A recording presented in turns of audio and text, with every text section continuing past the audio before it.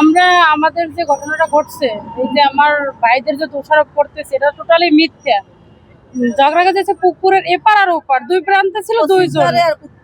এই দুইজনের ঝগড়া করাকালীন আমার বাইরে মারতে পাঠাইছে এই রিয়াজ হোসেনের ছেলেরা, চাপাটি আর দানিয়া। ওই দেখে তার বাবা ওইখানে পড়ে দিয়ে স্ট্রোক করছে, স্ট্রোক করে মারা যায়।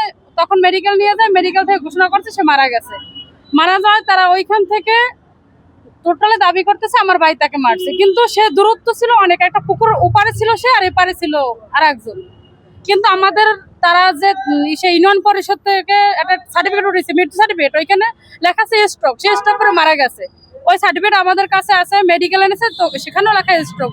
তার শরীরে যে পুরনো আঘাত, তিনটে পুরনো আঘাত তার পিছনে, তার কোথাও শরীরে কোনো চিহ্ন নাই। কিন্তু আমাদের এই ভাইদের তিনটা ভাই, আমাদের শহীদ, জাহিদ, খোকন, এদের তিনজনের নামে মিথ্যা মামলা দিয়ে আমাদের হয়রান কি করতেছে। আমাদের টোটাল এলাকার সবাই, এই যে মানববন্ধনে আসার কথা ছিল কালকে রাত্রেও বলছি, কিন্তু সকাল থেকে কেউ ফোন ধরতেছে না। আমি আসছি আমার ভাইদের পক্ষ থেকে, আমার নামে অনেকে অনেক ফোন দিয়ে বলতেছে যে এর পরবর্তী স্টেপে আমার নামেও মামলা দেবে সে, আমার মেয়ে যে ছোট তাকে নিয়ে আমি ভিতরে দেবো, এবং সেখান থেকে আমি মেয়ে বিয়ে দেওয়ার পর্যায়ে বের করবে আমার, তার আগে আমারও বের করবে না। আমি কেন এগুলো করি আমাদের ভাইদের পক্ষে? আমরা চাইতেছি সুষ্ঠু বিচার, এটা তদন্ত হোক, তদন্ত হওয়ার পর যেটা আমাদের যদি দাবিতে আমরা এই কাগজপাতি দেখার পর যেটা হয় বইটাই আমরা মেনে নিব। কিন্তু আমরা মিথ্যা এই যে মামলায় প্রত্যাহারের জন্য আমরা মানববন্ধনের জন্য এখানে আসা আমাদের, আমরা এই মিথ্যা মামলা যেন আমাদের ভাইদের নাম থেকে উঠানো হয়, এটা সুষ্ঠু বিচার হয়, এইগুলোর জন্য আমাদের মানববন্ধনটা করা। আমার দেবরের নামে, আমার হাজবেন্ডের নামে মিথ্যে একটা অভিযোগ দেওয়া হয়েছে। শুকুর হাওলাদারের করছে, আমার দেবরে ছিল পুকুরের এপার আর আমার বাসুরে ছিল ওপার।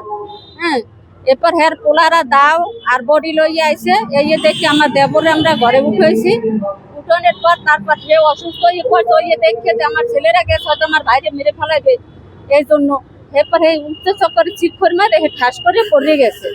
যাওয়ার পর ওখানে বই হয়েছে, তারা মেডিকেলে নিয়ে আসছে। মেডিকেলে নিয়ে আসার পর তারা মিথ্যে মামলা দিয়েছে যে এই করছে এরা শহীদ, জাহিদ বা খোকন, তারা মারছে। মার দেওয়ার করার পর হয়ে গেছে। এখন এই মিথ্যে মামলার জন্য আমরা আমাদের কাছে সবার কাছে হাত জোড় করছি।